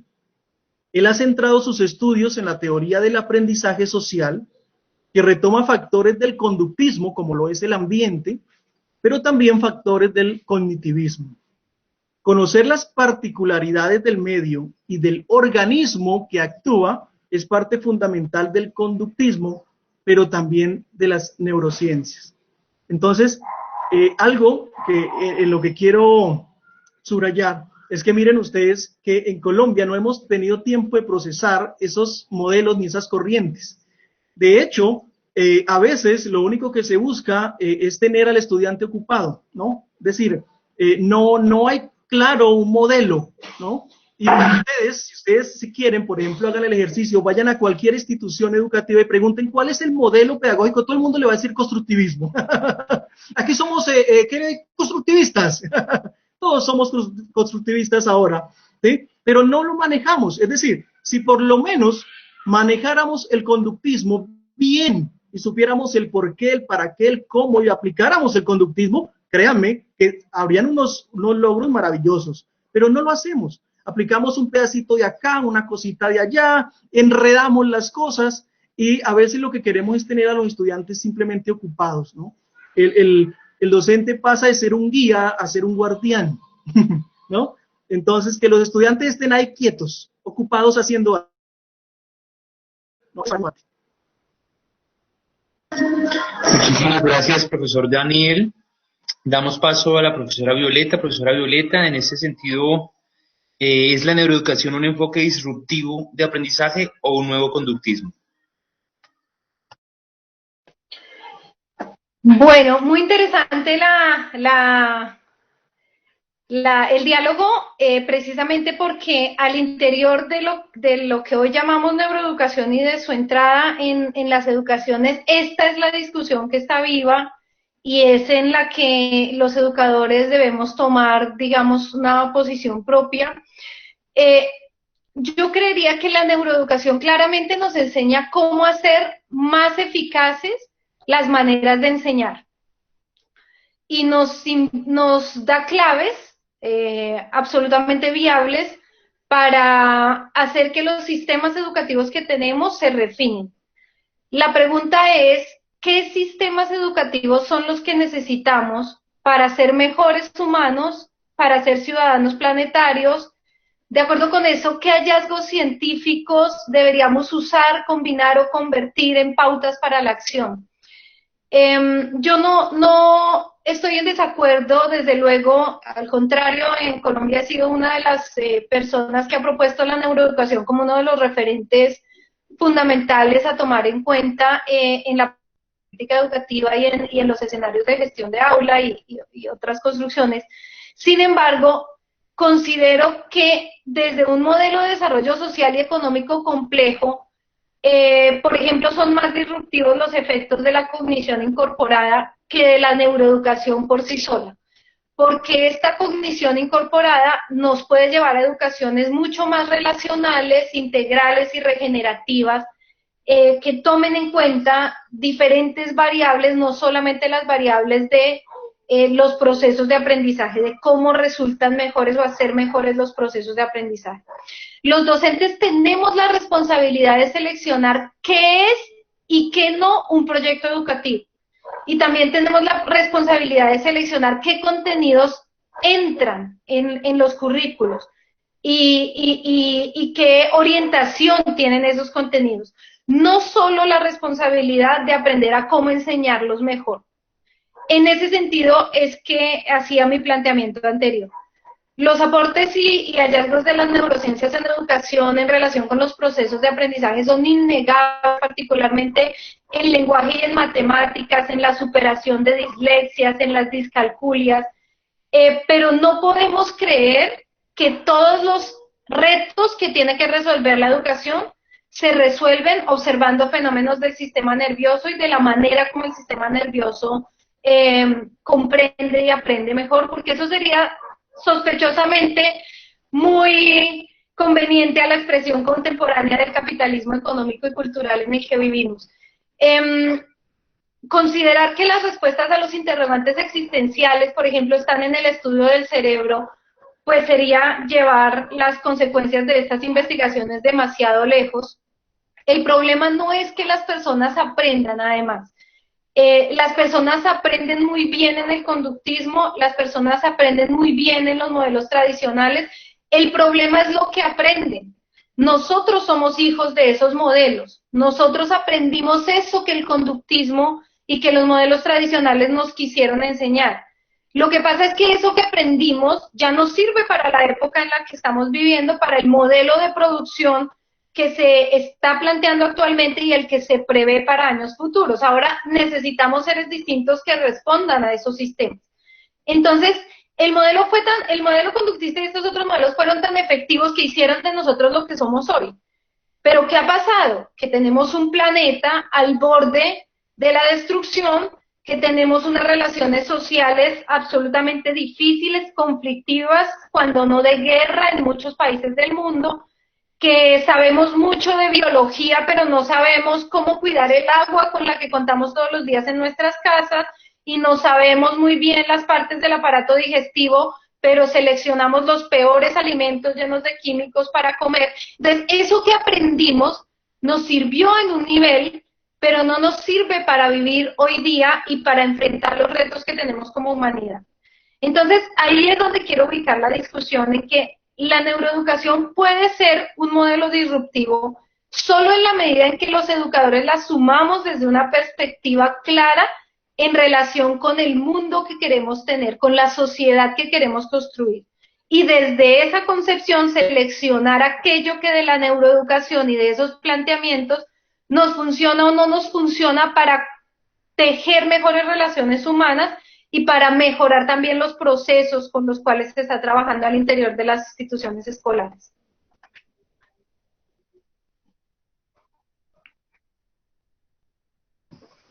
Muy bien, profesora Violeta, muchísimas gracias a los tres por estar aquí en este espacio, a las personas que participaron y que hicieron preguntas. Vamos a abrir el espacio para las preguntas que nos han hecho durante el webinar. Una de ellas es para el profesor Daniel. El profesor Daniel señalaba la necesidad de la conexión entre la academia y la política educativa. ¿Creen ustedes, perdón, es para todos, creen ustedes que la academia, entendida como las universidades, conocen bien el escenario escolar? Empezamos con la profesora Joana. Perdón, estaba distraída, estaba justamente leyendo el chat, estaba leyendo el comentario, perdón. Es de las primeras que nos hicieron. Dice, ¿creen ustedes que la academia, entendida como las universidades, conocen bien el escenario escolar? Esta pregunta la hizo Jeff Arias. Desde mi experiencia respecto a la educación en Chile, yo soy profesora de educación superior, tanto de pre como de posgrado, y hago precisamente neuroeducación. Esa es la asignatura que yo imparto. Se desconoce. En mi experiencia formativa, cuando yo salía al campo ya real de la enseñanza como profesora, la verdad que distaba muchísimo en realidad de lo que nos habían dicho en la universidad. Como que en la universidad todo funciona, ¿no? Como que los estudiantes todos van a estar dispuestos a aprender, como que van a estar todos los recursos, como que siempre nos dijeron, finalmente, de que teníamos que salir a enseñar y que todo iba a ser fácil. Pero de a poco se han ido modificando estas cosas. A ver, ya decía recién, ¿no? Yo como profesora de educación superior adquirí el compromiso de enseñar desde la realidad. Pero claro, yo soy una golondrina que no puede hacer verano. Sin embargo, como propósito de vida, si ustedes me buscaran en LinkedIn, por ejemplo, mi frase es: el conocimiento se comparte. Y el conocimiento no tiene que ver con transmisión de información solamente. El conocimiento tiene que ver con compartir las experiencias, compartir lo que tú has adquirido en la vida. Y desde esa mirada, yo precisamente hago el énfasis que la vida, el entorno, es un desafío constante. Y que a nuestro cerebro le encantan los desafíos. Nuestra capacidad para adaptarnos y para elaborar respuestas es inconmensurable. Es inconmensurable, es ilimitada. Por lo tanto, durante todo el tiempo nuestro cerebro busca precisamente cómo autodesafiarse. Es importante que la academia considere estos elementos, precisamente para disponer de manera favorable al que va a llegar a esta realidad, al que va a salir al mundo de la enseñanza, para que esté dispuesto a autodesafiarse y para que al mismo tiempo sea capaz de desafiar al otro. La educación no es fácil. Los procesos de enseñanza y aprendizaje no son elementos que se pueden tomar tan a la liviana, ¿no? No es algo como que yo te transmito información y que tú la tienes que almacenar. No es tan así. Recojo muchas de sus experiencias, de lo que nos ha compartido Violeta, de lo que nos ha compartido Daniel, y me parece que en Colombia no es muy distinto a lo que sucede acá en Chile. Hay una diferencia importante, ¿no? Entre lo que se quiere, lo que se pide y lo que hay, la realidad que existe. Pero, ¿saben? Yo he vivido la experiencia de implementar estrategias neurodidácticas dentro del aula, a pesar de que el currículum no lo considera, a pesar de que en el proceso formativo en la universidad hace muy poco acá en Chile se ha incluido la asignatura de neuroeducación. Y les digo algo, es absolutamente posible implementarlos. Las estrategias de la neuroeducación son absolutamente posibles de implementarlas. Tiene que ver con sistematizar. Recién yo escuchaba a Daniel que decía, hemos pasado desde el modelo conductista al constructivista, de la formación por competencias, y hemos estado cambiando y ahora viene la neuroeducación. La neuroeducación es parte del constructivismo. Viene a tomar elementos que incluso están dentro del conductismo, porque el conductismo no es malo. Hay ciertas, dentro de la neurodiversidad, hay ciertos requerimientos para individuos particulares donde el conductismo es necesario.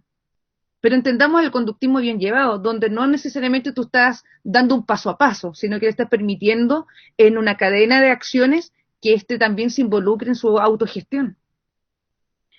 La academia debería considerar estos elementos. En Chile se están dando pasos. Yo considero que en realidad en Latinoamérica, finalmente como región global, sí la neuroeducación se ha ido instalando. No es casualidad que estemos en este momento interactuando, ¿no? Ustedes desde allá, yo desde acá, del fin del mundo, porque Chile está en la colita de América, hablando de un tema en común. De a poco se están generando los cambios, pero lo importante es que el cambio también venga desde adentro. No podemos esperar que las políticas nacionales vengan a darnos la solución. Empecemos a gestionar dentro del aula, a implementar cositas, a informarnos y a facilitarnos los procesos. Autogestión. Empezar a hacer nosotros. No puede venir el Estado, no puede venir la academia a decirnos lo que tenemos que hacer. Nosotros, ya teniendo el conocimiento y la información, tenemos que empezar a jugar con esa información. Muchísimas gracias, profesora Joana. Damos la voz a Daniel. Bueno, respecto a la pregunta, lastimosamente yo tengo que decir que en Colombia la conexión, o por lo menos desde lo que conozco, la conexión entre lo que es la educación secundaria y la educación superior es casi nula, ¿no?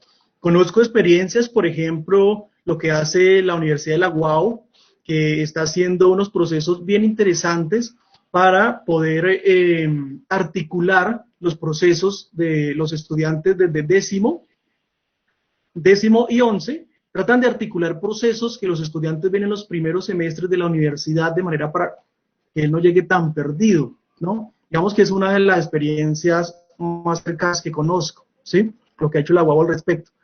Pero por lo general sí hay una desconexión muy grande y eso hace que cuando el estudiante llegue a la universidad a veces tenga que pagar refuerzos, ¿no? Tenga que volver a mirar cosas que se supone que ya debería saber, ¿sí? Eso en un primer lugar. Pero también hay que tener en cuenta que hay cosas que el estudiante tampoco debería saber, ¿sí? Y eso lo trata Paula Carlino de una manera muy interesante, ¿no? Cuando el estudiante entra a la universidad, él debe conocer y acceder a una cultura que es académica e investigativa, que no se trabajaba de la misma manera en la secundaria. ¿Por qué? Porque, pues, como decíamos hace un momento, no era la edad del chico, ¿no? Se buscaba otra cosa en la educación secundaria, ¿no? Que por lo general la educación secundaria tiene dos excusas de ser. Y una es que el estudiante aprenda a vivir en sociedad, y la otra es que aprenda a desarrollar su cerebro, ¿sí? Entonces, hay cosas que cuando el estudiante entra a lo que es la educación superior, no necesariamente tendría que por qué saberlo, ¿no? Y ahí los planteamientos de Paula Carlino en lo que es la alfabetización académica me parecen importantísimos. Pero, lastimosamente, para responder a la pregunta, es muy poco en Colombia lo que se hace sobre conexión entre secundaria y educación superior. Muchísimas gracias, profesor Daniel. Damos paso a la profesora Violeta. Gracias, Fabián. Yo considero claramente que sí hay una distancia muy grande entre lo que se está planteando en términos de política y lo que venimos planteando en el funcionamiento de las escuelas y las consecuencias que la neuroeducación, como lo decía antes, tendría en ese sentido. Por ejemplo, uno de los planteamientos más interesantes de la neuroeducación es la importancia de la personalización de los procesos, de hacer estos feedback a tiempo, de hacer seguimientos personalizados, y por ende esto tendría, digamos, tendría muchas disparidades con las políticas de cobertura y masificación que tenemos hoy en día en Latinoamérica en relación con la educación. Se cree, y es, digamos, la perspectiva de educación, que lo que viene es la educación personalizada, que cada vez los procesos educativos van a ser más personalizados. Pero contrario a esa tendencia, en Colombia, por lo menos, Joana nos contará lo que sucede en Chile, pero en Colombia venimos construyendo colegios con salones cada vez más grandes y megacolegios en donde se concentran una gran cantidad de estudiantes y recortando docentes. Entonces, allí sí hay disparidades en relación con lo que la neuroeducación y los aportes de la neuroeducación podrían representar y lo que se está planteando como política. Sin embargo, estoy de acuerdo con lo que Joana planteaba en el sentido en que hay una gran dosis de autogestión y de compromiso personal con la transformación que tiene que tener una correspondencia con lo que las políticas y los círculos académicos están planteando. Es claro, por ejemplo, desde la investigación neurocientífica, que un estudiante aburrido no solo no aprende, sino que genera resistencias y que genera efectos adversos en el aprendizaje, es decir, que olvida lo que ya había aprendido. También que un niño o niña violentado físicamente o psicológicamente genera efectos reversos. Esto es algo que no solo la neuroeducación ha planteado, sino que también se ha corroborado en el proyecto de aprendizaje visible, en la investigación de John Hattie. Entonces, allí tenemos unas pautas fundamentales, por lo menos para saber qué cosas pueden llegar a ser muy graves en relación con las maneras como veníamos planteando las escuelas. Es importante que los niños y las niñas dejen de aprender por miedo, es importante que los niños y las niñas se sientan reconocidos en los espacios escolares, tanto por sus pares como por sus docentes y por quienes lideran los espacios educativos. Es importante que las violencias se combatan, tanto las violencias de género como las violencias simbólicas, como las violencias en términos de la imposición del saber y del contenido, como desde esquinas autoritarias, y más bien se dé paso a una construcción como entre pares y entre pares calificados, entre otros agentes también del proceso educativo, y se entiendan los espacios escolares como proyectos y procesos de construcción nunca acabados y nunca con verdades absolutas. Es importante también que este tema de la motivación no entre solamente como un tema de diversión, sino que entre como un tema de me juego la vida, como lo que mencionaba Daniel hace un rato, que lo que vamos a aprender a la escuela sea importante para los seres humanos que ya somos, cuando tenemos 1, 2 o 14 o 16 años. Entonces, hay transformaciones que ya podemos hacer desde nuestra agencia particular y hay otras que efectivamente tendremos que seguir desarrollando y agenciando, impulsando como comunidad académica para que sean transformaciones desde lo político en los sistemas educativos. Muchas gracias, profesora Violeta.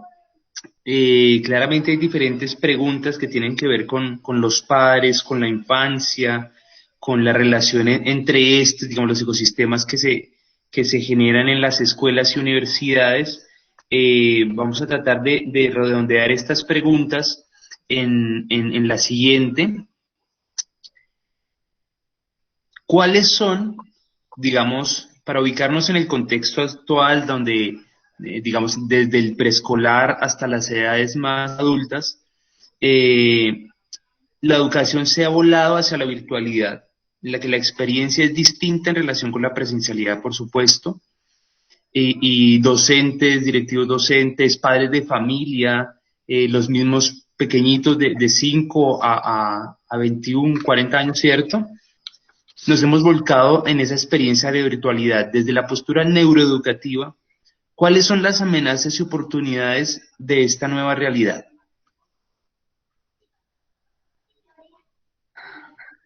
Como ya lo Profesora planteaba, Joana. sí, como ya lo abordábamos un poco ayer, ¿no? En la conversación previa cuando nos organizábamos para este webinar, Fabián. Em, Todo cambio genera resistencia. Lamentablemente, la pandemia nos ha sorprendido, ¿no? De pronto nos tenemos que convertir en profesores virtuales cuando estábamos acostumbrados a la presencialidad.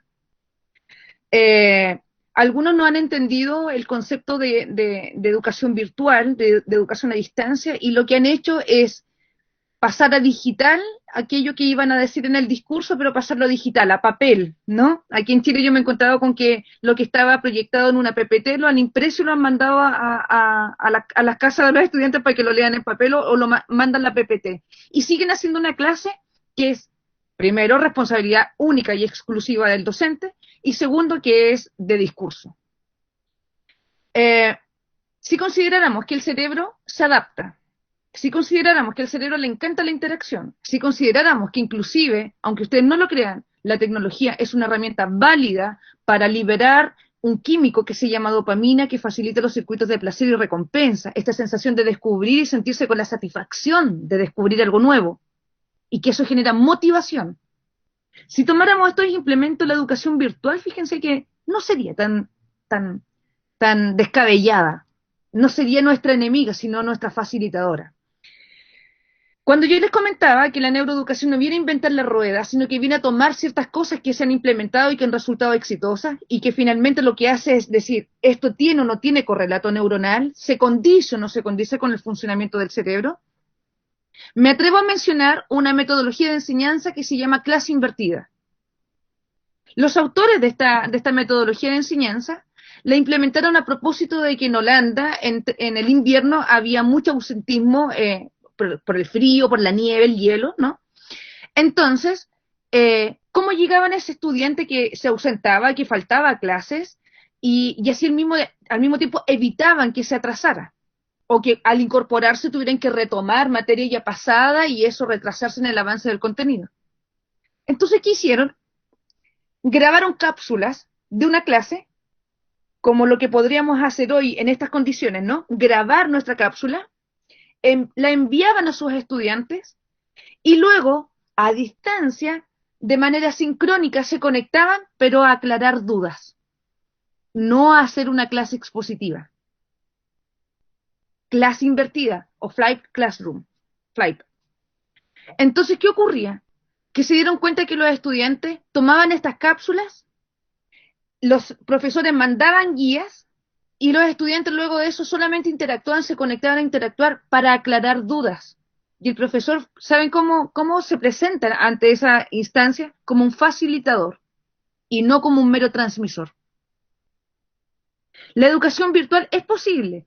No obstante, hay investigaciones donde se ha demostrado que la presencialidad es tremendamente poderosa, ¿no? Porque esto de sentirse, de ver la expresión.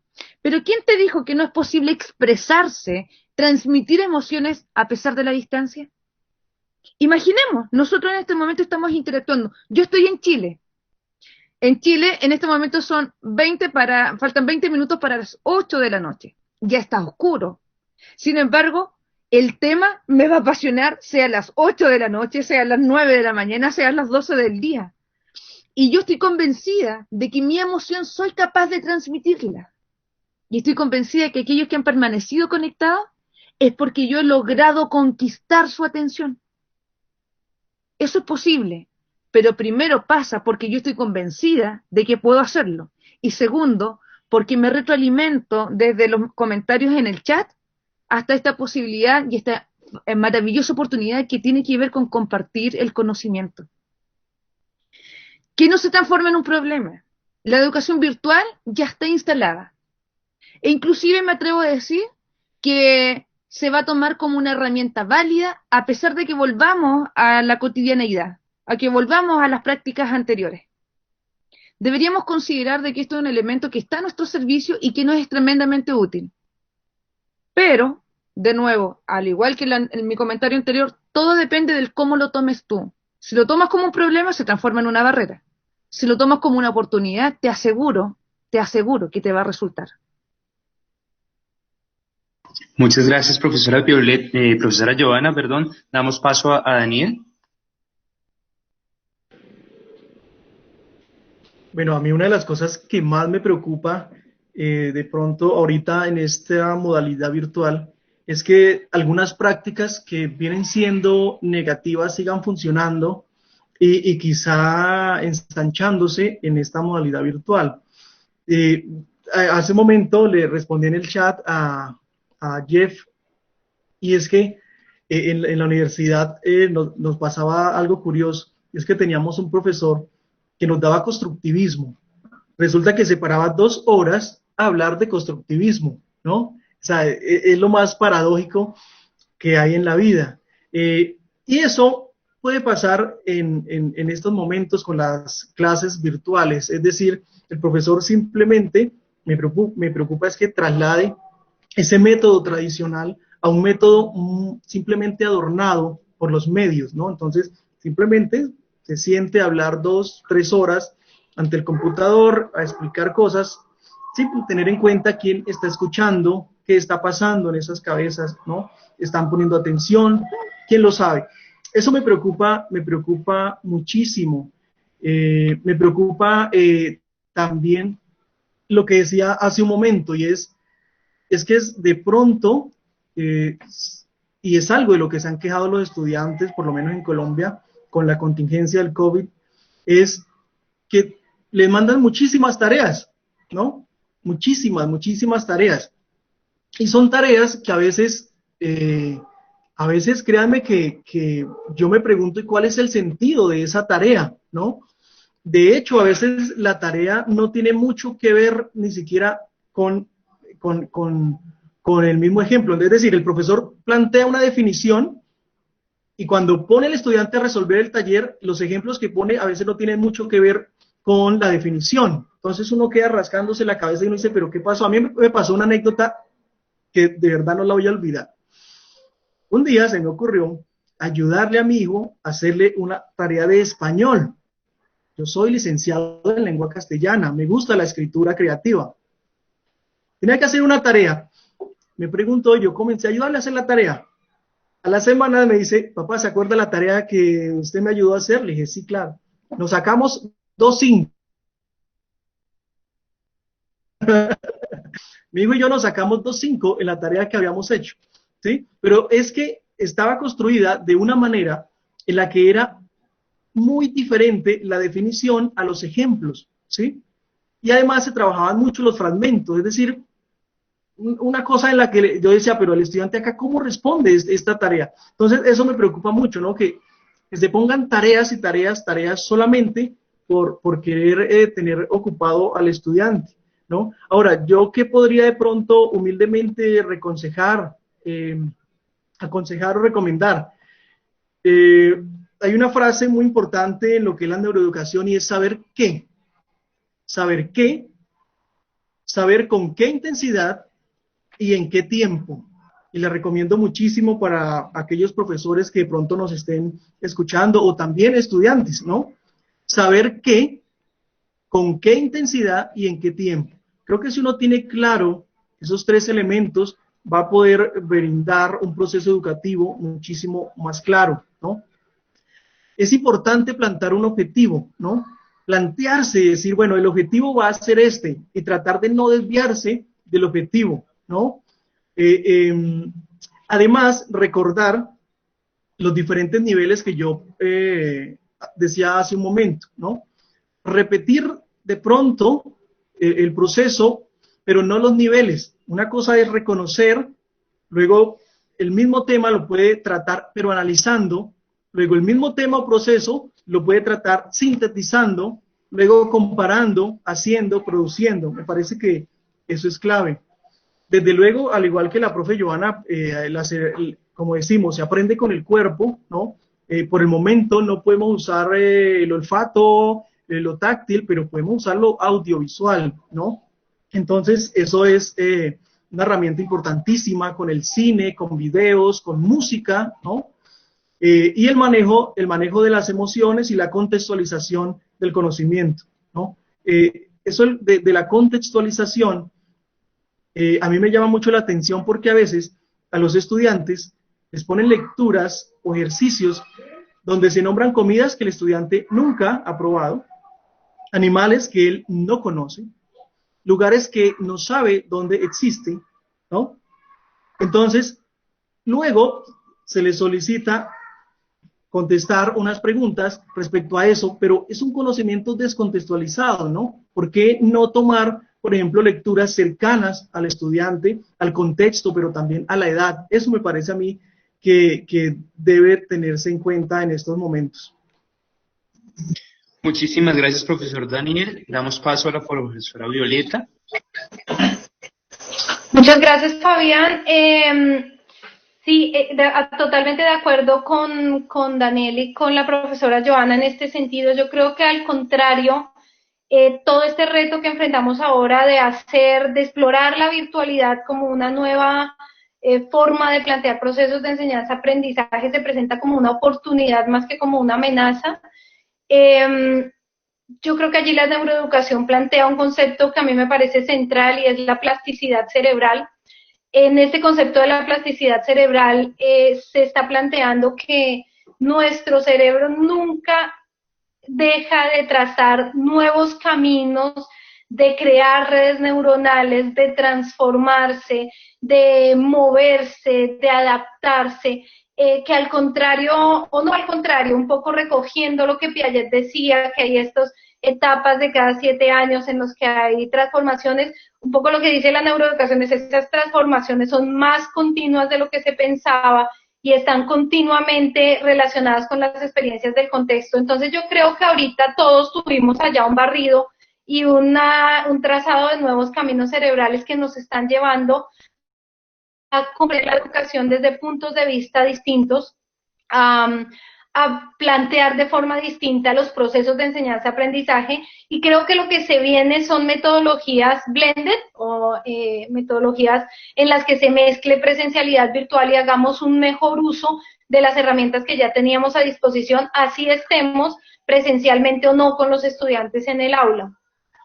Creo que es absolutamente posible generar espacios de aprendizaje provocadores, motivadores, que generen aprendizajes a largo plazo a través de medios virtuales. Un ejemplo de esto muy sencillo son todos los videojuegos que hay hoy en día para jóvenes en la red. Si esto no fuera posible, si a través de la red y por el obstáculo de la no presencialidad no fuera posible desarrollar aprendizajes, interiorizaciones y despertar emociones, todos estos videojuegos no tendrían la cantidad de público que tienen y no tendrían la repercusión que tienen en la conformación del mundo y de la vida de los jóvenes y de las niñas y de los niños hoy en día.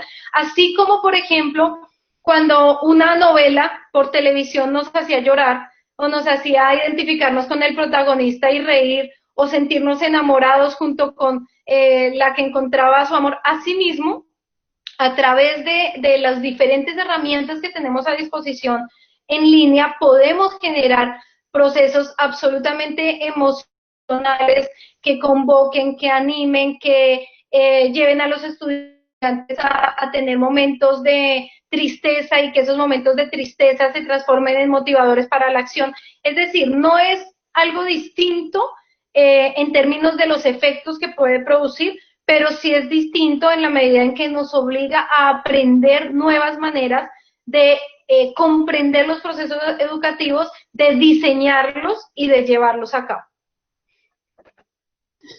Muchas gracias, profesora Violeta, a los participantes por el tiempo, a los diferentes participantes que aportaron al desarrollo. Hay bastantes preguntas. Por temas de tiempo no podremos abarcarlas todas. Les agradezco mucho este espacio, haber aportado profesora Joana, profesor Daniel, profesora Violeta. Este espacio está abierto. El Centro Latinoamericano de Investigación es un centro de puertas abiertas que invita a la investigación, que invita a encontrarnos, a disertar y reflexionar sobre diferentes posturas académicas y de investigación en la educación. Les invito ahora a participar de la encuesta que vamos a dejar en el chat. Vamos a dejar también la página de Facebook para que se integren quienes no nos conocen y participen de los siguientes webinars que van a ver. El próximo será dentro de 15 días. Muchísimas gracias por este espacio, profesores, y bienvenidos a construir y a seguir construyendo desde diferentes perspectivas educativas, como es la neuroeducación, como es la innovación, como es la clase invertida. Muchísimas gracias.